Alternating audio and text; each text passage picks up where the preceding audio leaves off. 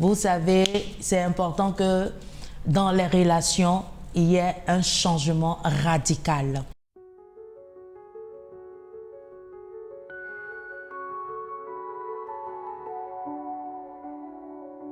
Voilà l'histoire d'une dame qui était mariée pendant 20 ans et elle se plaignait à chaque moment des mêmes excuses que son mari lui faisait et il répétait encore les mêmes choses. Elle était fatiguée. Aujourd'hui, il s'excuse. Demain, il reprend.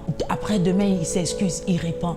Mais elle voulait autre chose. Elle voulait que son mari se repente. La repentance, c'est quoi? La repentance, c'est le fait de faire demi-tour. Le fait que la personne regrette profondément et qui change son comportement radicalement. On voit cela dans la vie d'Ézéchias qui s'est repenti et qui s'est humilié devant le Seigneur après avoir irrité le Seigneur. Parce que la Bible nous dit dans 2 Chroniques 32, le verset 24, que l'Éternel l'avait guéri. Ici, il dit, à cette époque, Ézéchias tomba très gravement malade. Il pria l'Éternel qui lui donna un signe prodigieux. Mais Ézéchias ne se conduisit pas ensuite d'une manière qui marque sa reconnaissance pour cela. Au contraire, il devint orgueilleux et attira la colère de l'Éternel sur lui, sur Juda et sur Jérusalem.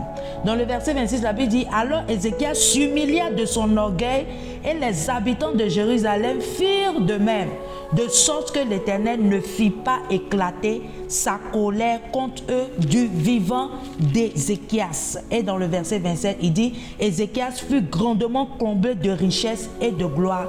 Il se constitua des réserves d'argent, d'or, de pierres précieuses, de parfums et d'aromates, de boucliers et de toutes sortes d'objets précieux. Donc ici, on voit que quand Ézéchias a péché contre Dieu, il s'est repenti. Il a mis son orgueil de côté. Même au-delà de cela, la Bible nous dit que Juda et Jérusalem, eux tous, ils se sont mis ensemble et ils ont demandé pardon.